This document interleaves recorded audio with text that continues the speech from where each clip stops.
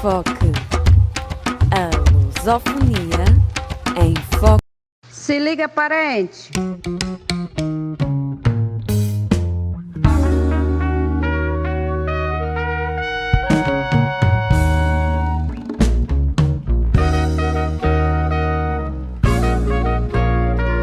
Amazônia invadida por todos os lados, madeireiro e garimpeiro, território devastado, a floresta está ferida, desmatamento e queimadas, não tem caça nem comida, proteína tá escassa.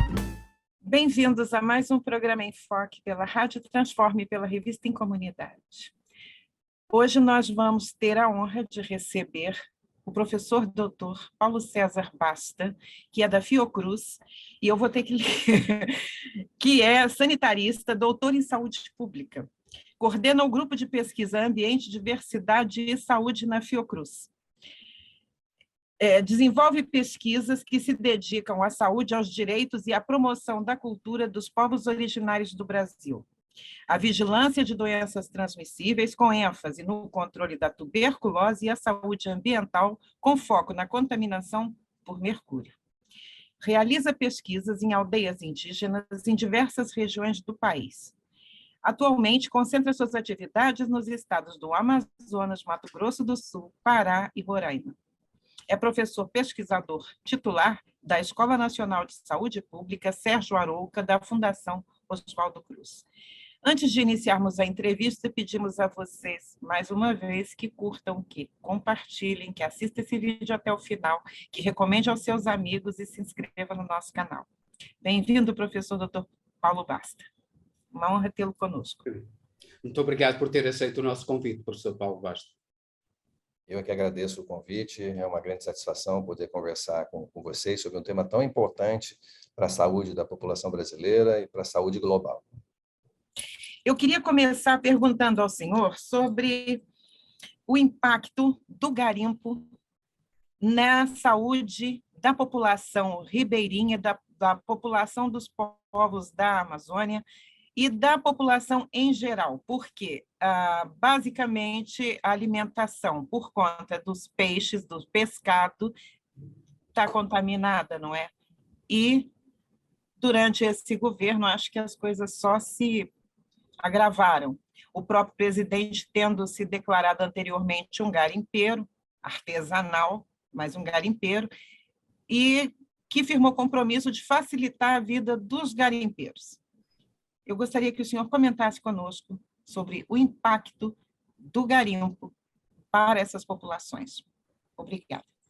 Bem, o impacto do garimpo nos territórios da União, né, que são terras indígenas, áreas de proteção ambiental, unidade de conservação, né, são vultosos, né, e eles têm repercussão em várias áreas da saúde, da organização social, da economia, enfim, ele produz impactos diversos, né, incluindo o meio ambiente.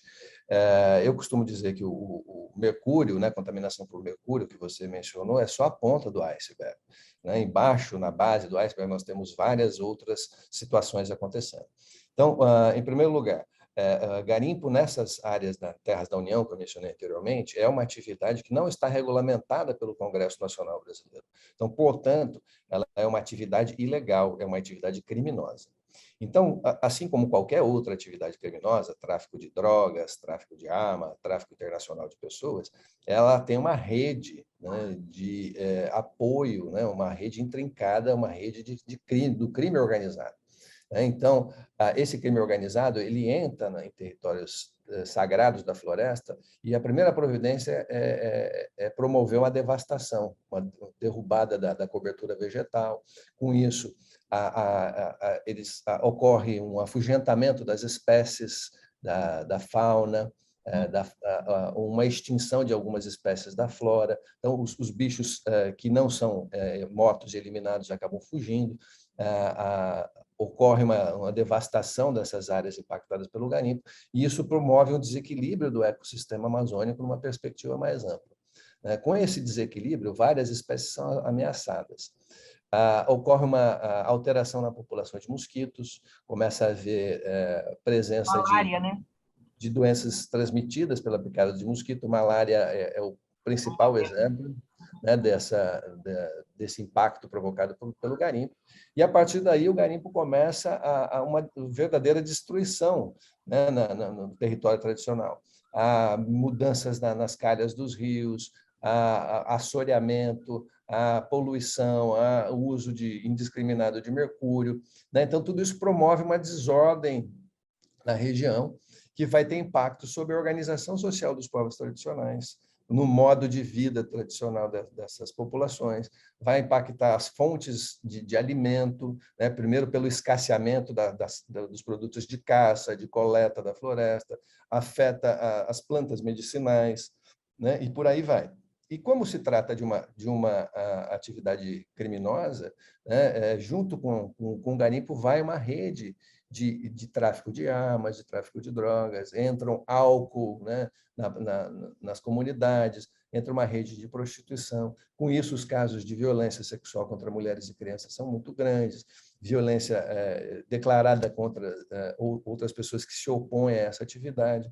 Ocorre uma cooptação de jovens, principalmente jovens homens, para poder trabalhar no garimpo. Os garimpos seduzem as pessoas com a promessa de enriquecimento fácil, de aquisição de mercadorias da cidade, que não tem, geralmente, nos territórios da Amazônia. Enfim, então, promove-se uma verdadeira desorganização social, uma ameaça aos modos de vida tradicional, né, e à sustentabilidade dessas populações.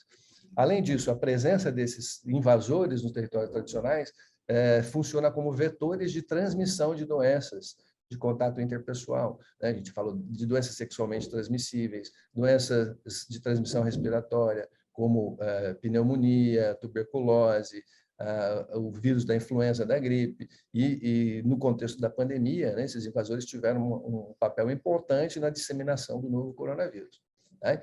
Então, e chegando finalmente aos impactos provocados pelo uso indiscriminado do mercúrio, o mercúrio elementar, também conhecido aqui na Amazônia como azogue, como prata líquida, ele é largamente utilizado porque ele facilita a identificação de fragmentos de ouro em rochas, em materiais que vêm do fundo do leito do rio. Então, o garimpeiro usa isso de uma maneira indiscriminada para poder facilitar o processo de identificação de ouro, né? E o mercúrio ele forma uma amálgama, uma liga metálica com ouro, né? E isso ajuda o garimpeiro a localizar aquilo que ele está procurando, tá? Como se trata de uma atividade ilegal, né, criminosa, essa atividade não cumpre a legislação ambiental, não cumpre a legislação trabalhista, não cumpre regras da assistência da previdência social. Então, muitos trabalhadores trabalham em regime de semi-escravidão, ou regimes análogos à escravidão, e pelo fato dos processos serem muito rudimentares, há estimativas de que para cada quilo de ouro encontrado, o garimpeiro utiliza 3 quilos de mercúrio, né? Ou seja, 2 quilos excedentes de mercúrio são liberados no meio ambiente sem nenhum tratamento, sem nenhum cuidado, e esse mercúrio que cai no leito do rio, ele vai descer, ele vai sedimentar, vai ao fundo do leito do rio. Quando ele chega no fundo do leito do rio, ele sofre um processo de transformação mediado por bactérias, e ele vai se transformar, deixar de ser o mercúrio metálico, o azogue, e vai passar a ser o mercúrio orgânico, que é também conhecido como metilmercúrio. Essa é a forma mais tóxica do mercúrio, porque essa forma vai entrar na cadeia alimentar. Ele vai afetar todos os animais que vivem no leito do rio, né? Pequenos crustáceos, larvas de inseto, caranguejos, tracajás, tartarugas aquáticas, jacarés, né? E todos os peixes. E vai se concentrando nos peixes à medida que esses peixes vão crescendo de tamanho e vão ocupando posições na cadeia trófica alimentar, né? Então, os peixes carnívoros, que são topo de cadeia alimentar, são aqueles que concentram a maior quantidade de mercúrio. E o ser humano, por sua vez, né, os povos tradicionais da Amazônia, tem como uma das principais fontes de alimento o pescado, né? A principal fonte de proteína na sua dieta, o pescado. Então, a comunidade que se alimenta diariamente de pescado, às vezes 3, 4 vezes por dia, né? Todas as refeições estão presentes, né, porções de pescado. A cada refeição, essa comunidade está aumentando o seu nível de contaminação por mercúrio. E o mercúrio vai ter consequências dramáticas também, à medida que ele vai se acumulando no organismo, ele vai afetando diferentes órgãos e sistemas, e os sinais e sintomas vão se manifestar de acordo com o órgão ou sistema. O Bolsonaro publicou recentemente legislação em que ele dizia que pretendia regularizar o garimpo, pretendia legalizar o garimpo que funcionava de modo ilegal, regulando aquilo que ele chamava de garimpo artesanal, e implicando vários ministérios, nomeadamente o Ministério da Agricultura, por um lado, e o Ministério da Saúde. O que é que se lhe oferece dizer sobre essa lei recentemente publicada por Bolsonaro relativamente ao garimpo? Vai fazer diminuir o garimpo? Vai fazer com que essa atividade ilegal deixe de ter as influências nefastas que tem tido, nomeadamente relativamente à saúde humana, relativamente ao meio ambiente, relativamente ao crime, relativamente também à conservação da vida normal dos povos indígenas? Que consequências é que essa lei vai ter relativamente a tudo isto? Bem, as possíveis, né? O Bolsonaro, como lembrou a Lore no início do programa, ele mesmo se declarou garimpeiro, disse que o pai era garimpeiro, já dizia que abriria os territórios indígenas para atividades econômicas em geral, com um olhar atento, especial para o garimpo, né? E ele dizia também que não demarcaria 1 milímetro de terra indígena caso fosse eleito presidente. Então, ele está cumprindo, né? Lamentavelmente, ele está cumprindo à risca né, aquilo que ele prometeu durante a campanha. Então, além de ele não ter demarcado nenhuma terra indígena, ele tem trabalhado junto ao parlamento brasileiro em projetos de lei que são frontalmente contrários às prerrogativas da Constituição brasileira, aos interesses da nação, né, e, sobretudo, aos interesses dos povos tradicionais. Então, ele apresentou o projeto de lei 191 em fevereiro de 2020, seu segundo ano de mandato, que prevê a regularização da pesquisa, da lavra, da mineração em terras indígenas. A pesquisa de hidrocarbonetos, a pesquisa de potencial hídrico para montar a hidrelétrica, né? Esse projeto de lei, para ser aprovado, ele precisa tramitar na Câmara dos Deputados e no Senado e receber aprovação nas 2 instâncias. Mas, até o momento, ele não foi votado, né? Embora seja uma prioridade do governo. Complementarmente a esse projeto de lei 191, o Ministério de Minas e Energia publicou uma portaria em setembro de 2020, portaria 354, que cria um plano de desenvolvimento para a mineração no país. E essa portaria tem o item 3.4, que remete à expansão da mineração em terras indígenas, né? Mais um movimento do governo nesse sentido. E esse ano, em fevereiro de 2022, Bolsonaro publicou 2 decretos, né? Um que cria um programa de apoio ao que ele chama de mineração artesanal de ouro, né? Um programa chamado PROMAP, e cria um conselho que facilita a outorga, a autorização de permissões de lavra garimpeira, né, para quem tiver interesse. E, num só movimento, ele facilita essa legislação, né, para regulamentar essa atividade criminosa e favorece a criação de uma categoria artificial, tentando colocar o garimpeiro como um povo tradicional do Brasil também. né? Então, esse conjunto de ações deixa claro, né, quais são as intenções de Bolsonaro, quais são as intenções do governo federal no que diz respeito à exploração econômica de terras indígenas.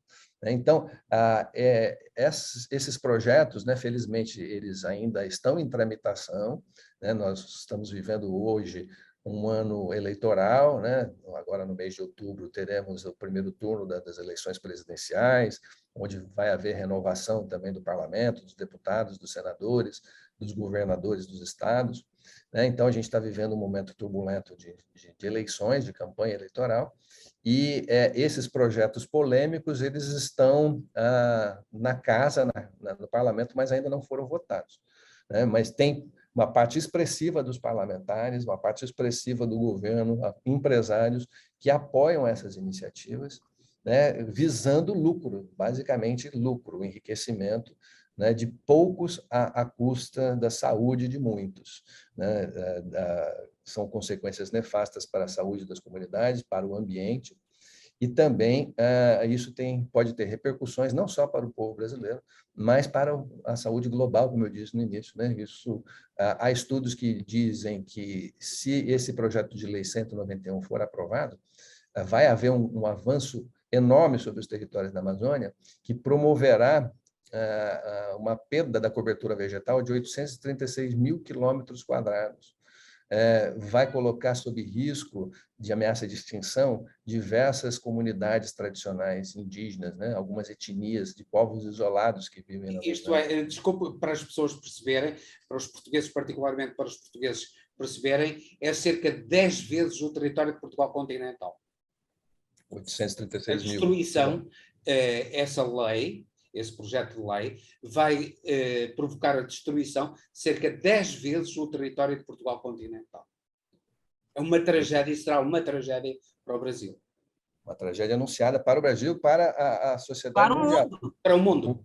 Para o equilíbrio do próprio planeta. Exatamente. Concluindo os resultados desse estudo que eu estou mencionando, os autores informam que haverá uma perda. O Brasil, né, a Amazônia, deixará de contribuir com 5 bilhões de dólares para a economia global à medida que essa cobertura vegetal for destruída, porque não vai haver mitigação das emissões de carbono, né, que a floresta absorve as emissões de carbono das indústrias, não vai haver produção de alimentos suficiente, não vai haver regulação climática, vai contribuir para o aumento das temperaturas do planeta, isso vai afetar o regime de chuvas, de irrigação da própria agricultura no país e no mundo. Então, são consequências dramáticas, né, que todos nós estamos sujeitos, caso esses projetos de morte, né, que os povos indígenas chamam esses projetos de lei do governo federal de projetos de morte, né, se esses projetos de morte forem aprovados. Eu queria ainda lembrar que há uma cidade, a cidade de Santarém, né, que vive muito do turismo, em que as pessoas, parece que houve uma testagem de sangue, parece que 80% dos testados estavam com contaminação por mercúrio. O Rio também está sofrendo efeitos do garimpo, né, do garimpo ilegal. E eu queria ainda lhe perguntar, porque me causou bastante preocupação, que o mercúrio, desde ele aberto, ele já contamina, não é? E ele tem ainda a possibilidade de atingir os rios voadores. Eu fiquei perplexa com isso. Então, nós temos, inclusive, fizemos um programa, depois eu vou botar o link aqui embaixo, para explicar para as pessoas que ainda não sabem que são os rios voadores a importância disso.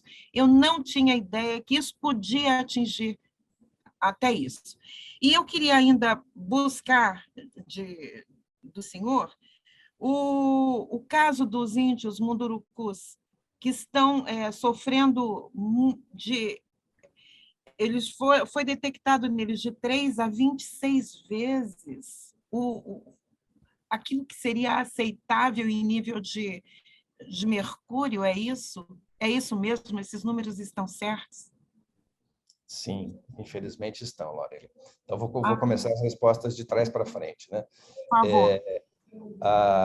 O povo Munduruku, né, ele soma aproximadamente 14.000 pessoas, distribuídos em 140 aldeias. Eles vivem nas margens do rio Tapajós, desde o seu alto, na formação das cabeceiras do rio, até a foz do rio aqui, quando o rio Tapajós se junta com o rio Amazonas, na cidade de Santarém. Então, ele percorre aí, né, quase 1.000 quilômetros de extensão ao longo da Amazônia, e o povo Munduruku vive, né, grande parte dele, às margens, em aldeias situadas às margens do rio Tapajós.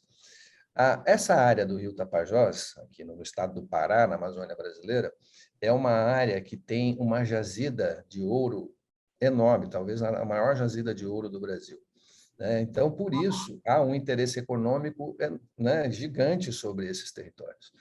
E essas áreas são territórios ancestrais, né, do povo Munduruku. O povo Munduruku habita esses territórios, né, há milênios, né, muito antes da chegada de qualquer colonizador aqui no Brasil.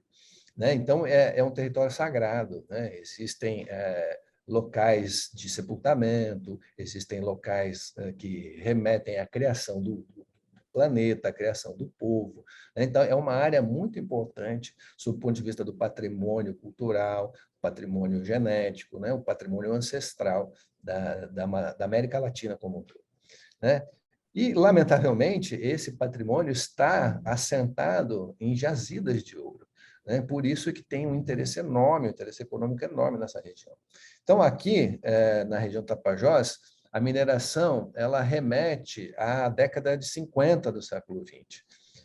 Foi lá na década de 50 que houve os primeiros movimentos de invasão de garimpeiros, né, no Rio das Tropas, que é uma cabeceira da formadora do Rio Tapajós.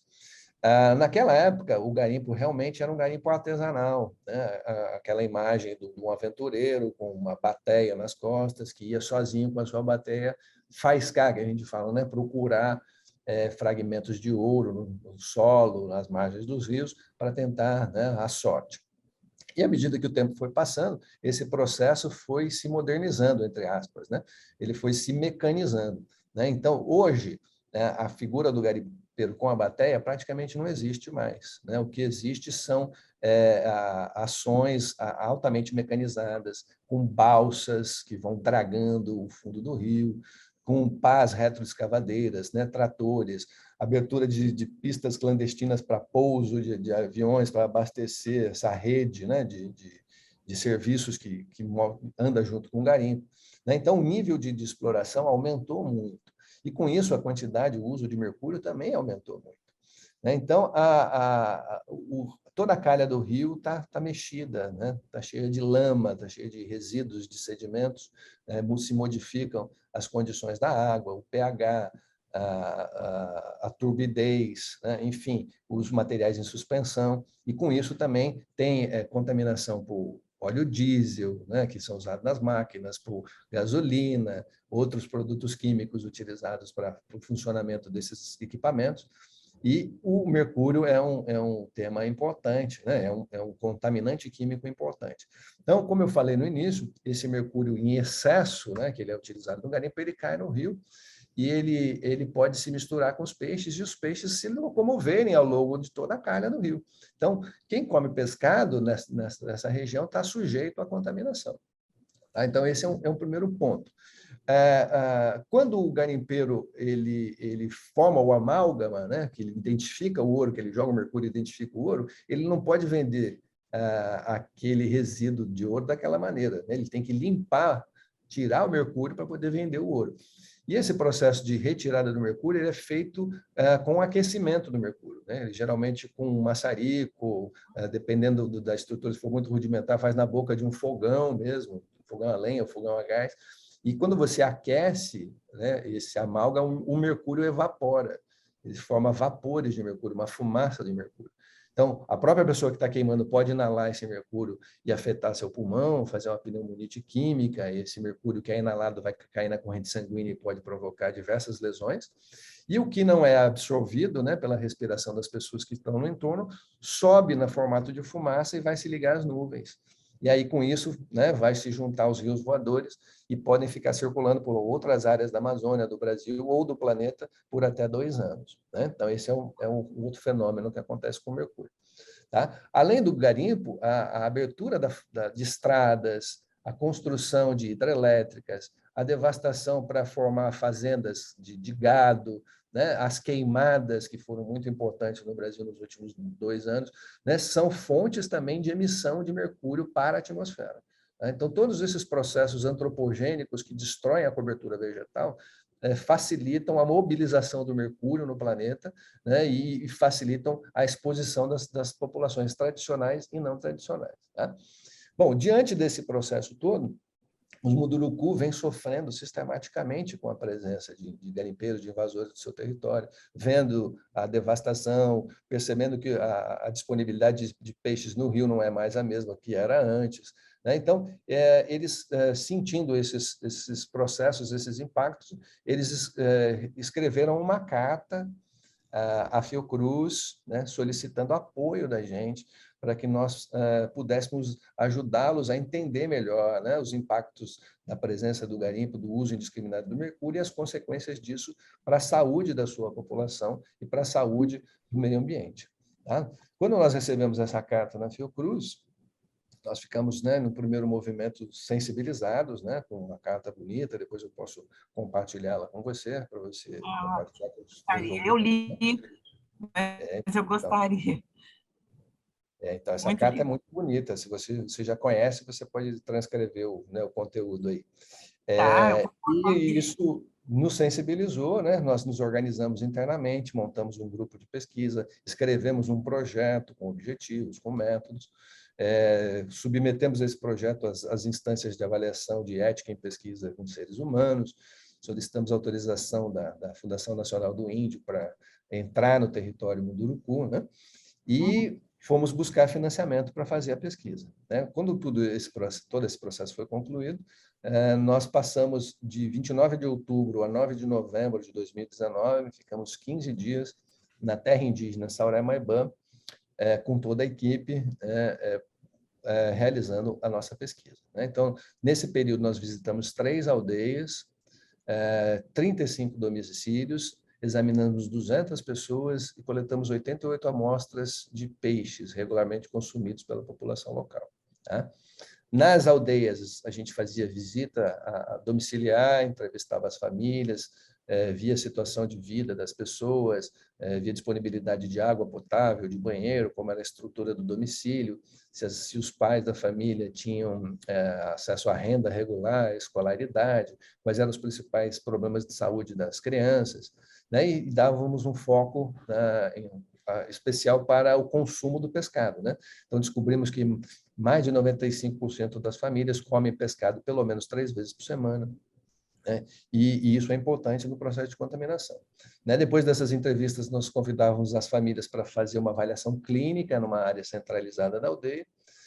Nessa avaliação clínica, a gente pesava, media os participantes, coletava amostras de sangue periférico para ver os níveis de hemoglobina, aplicava testes rápidos em adultos para avaliar a presença de doenças sexualmente transmissíveis.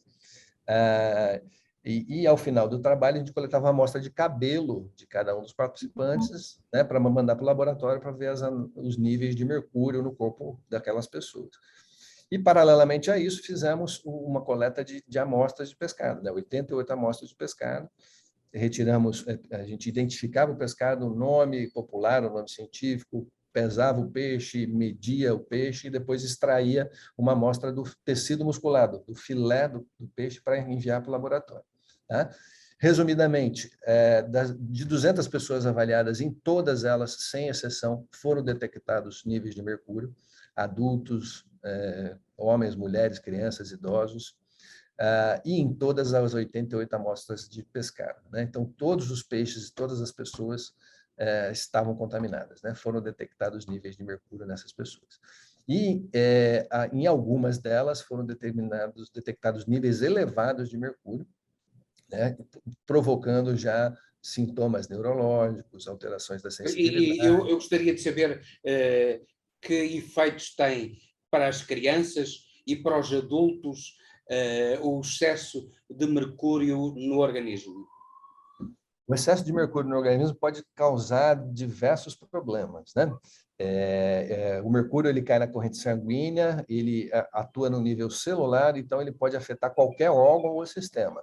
Mas ele tem preferência pelo sistema nervoso central, né, o cérebro, tem preferência por glândulas endócrinas, pelos rins, pelo fígado, pelo sistema cardiovascular. Então, dependendo do local onde ele vai se depositar em maior quantidade, vão aparecer os sintomas. Existem basicamente duas vias de exposição: a ambiental, que é essa por intermédio do consumo do pescado contaminado, e a exposição ocupacional, que é essa de respirar os vapores de mercúrio na hora que você queima o amálgama. Essa via ocupacional de respirar o mercúrio, ela tem efeitos clínicos agudos, mais rápido, né? A pessoa inala aquele mercúrio e pode, minutos depois, apresentar sintomas de tontura, de mal-estar, ficar com a visão turva, desmaiar, ter crises convulsivas, né? Então, são sintomas agudos e pode afetar os rins, né? Dar uma insuficiência renal aguda, pode dar uma pneumonite química pelo efeito direto do mercúrio no pulmão, né? Então, são efeitos mais rápidos e mais fáceis de serem detectados, né? Porque eles são muito agudos. Por outro lado, as pessoas que sofrem exposição ambiental, né? Então, populações tradicionais que comem pescado todos os dias, né, estão diariamente ingerindo uma nova quantidade de veneno, né? Então, esse veneno está se acumulando no seu corpo. E aí, à medida que esse veneno vai se acumulando, os sintomas são mais insidiosos, né? Eles vão incidindo de uma maneira mais lenta, né? Vão tendo características de doença crônica que vai se arrastando ao longo do tempo. Em adultos, pode haver problemas da visão, você tem uma visão tubular, né? Perde a visão periférica, você pode ter distúrbios da audição, você pode ter um gosto metálico na boca permanente, pode sofrer de insônia, pode sofrer de ansiedade, de depressão, de irritabilidade, de labilidade humoral, pode aparecer dificuldade de sensibilidade térmica dolorosa nas extremidades, a pessoa pode ter tremores, né? E à medida que o mercúrio vai se acumulando, os sintomas vão se agravando. A pessoa não ter mais dificuldade de caminhar, isso pode gerar a necessidade do uso de cadeira de rodas, né? E vão aparecendo sintomas de comprometimento neurológico semelhantes a doenças degenerativas, como o mal de Parkinson, como o mal de Alzheimer, né? Isso vai acontecendo nos adultos. Pode afetar o coração, aumentar a pressão arterial, aumentar o risco da pessoa ter um infarto agudo do miocárdio, né? Pode afetar os rins, enfim, as glândulas endócrinas, podem dar diversos sintomas. Na criança, o mercúrio é particularmente prejudicial, sobretudo no contexto das gestantes, né, e de seus fetos, porque o mercúrio, né, se uma mãe está contaminada com mercúrio, esse mercúrio pode passar pela placenta e atingir o feto que está no seu ventre, né? Então, ao longo do desenvolvimento da gestação, se essa criança for exposta a níveis elevados de mercúrio, ela também pode ter manifestações clínicas variadas. As manifestações mais graves, né, podem incorrer em abortamento espontâneo, a criança pode nascer com paralisia cerebral, pode nascer com deformidades, com malformação congênita, que são efeitos graves e evidentes, né? Fáceis de identificar, e podem ter efeitos mais brandos, né? Então, existem estudos que indicam que para cada 1 micrograma de mercúrio presente numa amostra de cabelo da mãe, a criança perde 0,18 pontos no quociente de inteligência. Então, se a mãe tiver um número alto, né, um índice alto de contaminação por mercúrio, essa criança pode perder alguns pontos no quociente de inteligência. Então, ela vai nascer, aparentemente, uma criança normal. Mas, à medida que o tempo vai passando, vai perceber que a criança demora a sustentar o pescoço, demora a sentar, demora a engatinhar, demora a ficar de pé, dar os primeiros passos, a falar as primeiras palavras. Quando a criança cresce um pouquinho mais, com 3 anos, é aquela criança que não brinca normalmente, né, com as crianças que não têm nenhum problema. Quando essa criança entra na escola, com 6, 7 anos, vai ser aquela criança que tem dificuldade de aprender, que não consegue entender o que o professor fala, né? Então, são sintomas leves, sutis, que precisam ser muito cuidadosamente investigados. E esses sintomas, né, essa redução da capacidade cognitiva, pode se arrastar ao longo de toda a vida. Essa criança não vai chegar na universidade, essa criança não vai conseguir um bom emprego, essa criança não vai ter uma boa renda, né? E isso vai se perpetuar, né? Vai perpetuar o ciclo de pobreza, de desigualdade, de miséria na Amazônia. Desculpa. E é isso que tem vindo a acontecer nos povos afetados pelo garimpo, particularmente nos Munduruku. Exatamente. Foi isso que a Fiocruz observou nesses povos. E a Nomanes também, não foi? Atrasos de desenvolvimento, e, sobretudo nas crianças, e problemas graves de saúde nos adultos. E, portanto, mortalidade também, grande mortalidade precoce nos próprios adultos, não é? No que diz respeito à mortalidade, Henrique, a gente ainda não tem dados consistentes, dados robustos para poder fazer afirmação, esse tipo de afirmação mais contundente, né? O que a gente sabe é que essas doenças, como eu disse, elas têm caráter crônico, se apresentam de maneira lenta e insidiosa, então elas colaboram para o surgimento de problemas, de consequências na saúde, e seguramente isso pode reduzir, né, a longevidade da população, pode contribuir para uma mortalidade mais precoce. Mas, com os dados da nossa pesquisa, nós, infelizmente, não podemos fazer essas afirmações mais contundentes. Mas, seguramente, isso vai impactar a qualidade de vida das pessoas. Mas acidentes já acontecem, né? Aquela criança que foi morta, aquela criança de 3 anos pela draga no Rio, abusos, estupros e tudo, aquela aldeia que foi toda queimada, isso a gente tem visto, tem chegado aqui na Europa, né? Essas notícias. Então, quer dizer, não precisa ser só a morte pelo envenenamento, mas os danos dessa interação muitas vezes são irreversíveis para muitas aldeias, né? Para muitos povos, não é? Exatamente. Né? Então, isso, a gente estava falando da experiência Munduruku, né? Eu estava contando um pouco dos resultados da nossa pesquisa, né? Focada em alguns indicadores de saúde, mas, como eu disse anteriormente, tem várias consequências sociais, consequências ambientais, violências, agressões, né? Então, a gente estava contando um pouco dos efeitos da contaminação pelo mercúrio, né? Mas lembrando que o mercúrio é só o ápice, né? Só a ponta do iceberg. Tem uma base embaixo aí que pode promover diversos outros efeitos, né, à saúde e à organização social. Há um vídeo com o Bolsonaro, enquanto deputado federal, com um dono de um garimpo na Serra Pelada. Com o dono do garimpo, não foi com os garimpeiros.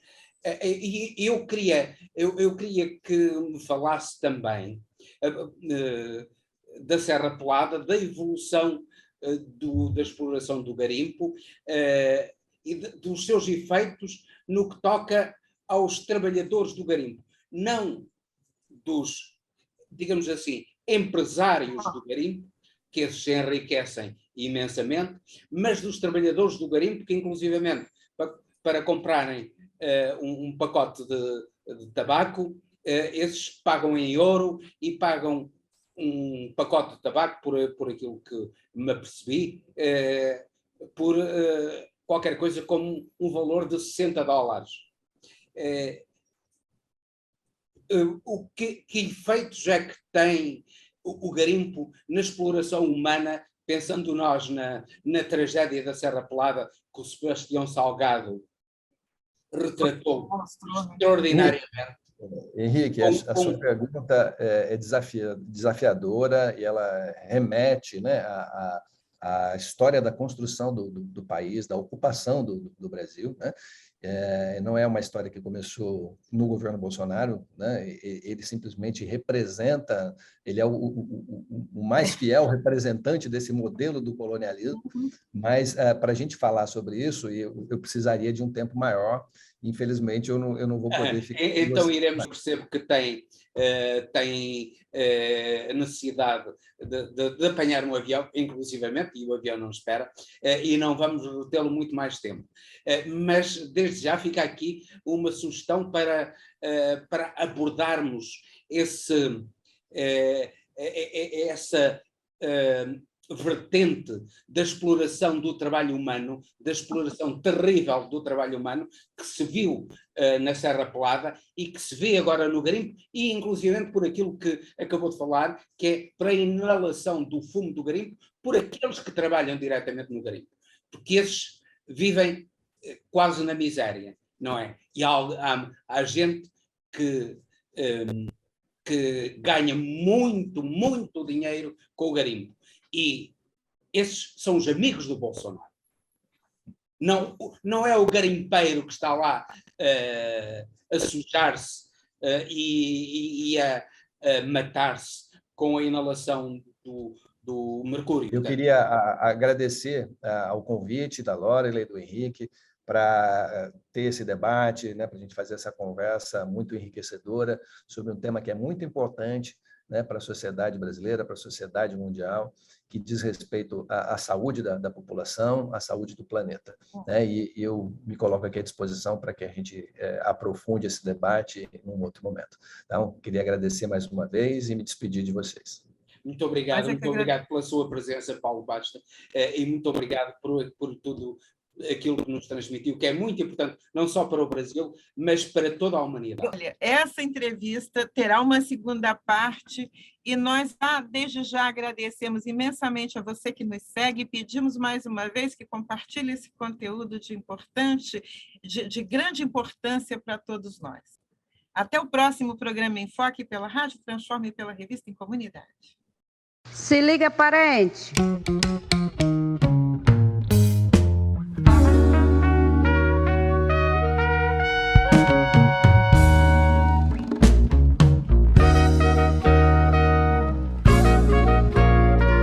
Amazônia invadida por todos os lados, madeireiro e garimpeiro, território devastado, a floresta está ferida, desmatamento e queimadas, não tem caça nem comida, proteína tá escassa.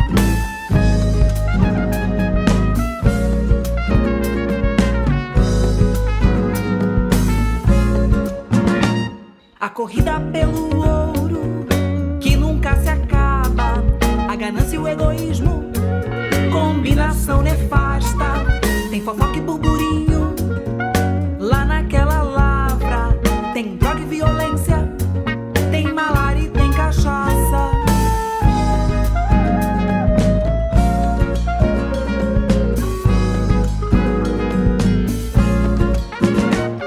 Se liga, parente, no que pode acontecer. Atrás do ouro reluzente, a floresta vai morrer. Não tem água pra beber, não tem água pra banhar. O mercúrio do garimpo vai te contaminar. O mercúrio no cabelo é um marcador pra saber se tá exposto, se vai pro doutor. Comer peixe é gostoso, é natural e é saudável, mas se tá contaminado, tu ficas lesado. Tem barbado e surubim, piranha preta e trairão, contaminados com mercúrio, pode comer não.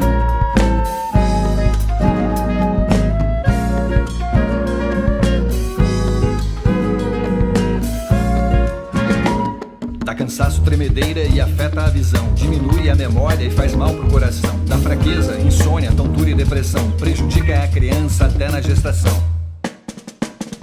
Sustentabilidade é a solução.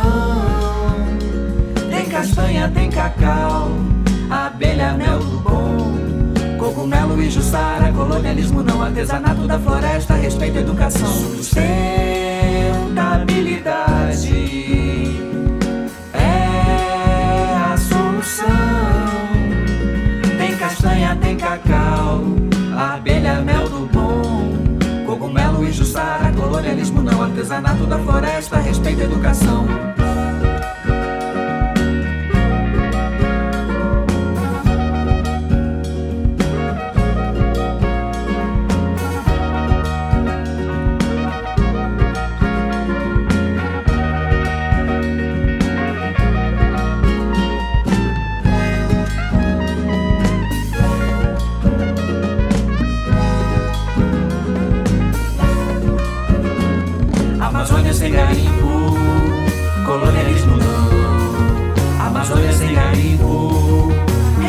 para o chão. Amazônia sem garimpo, colonialismo não. Amazônia sem garimpo, respeito para o chão.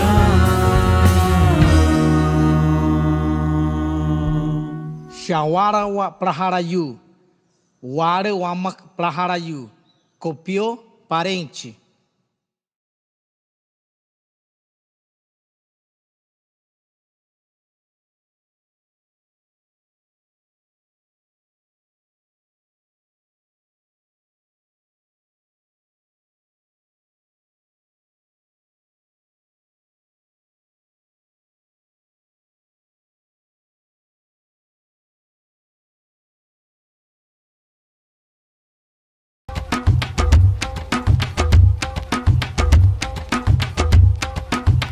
Enfoque.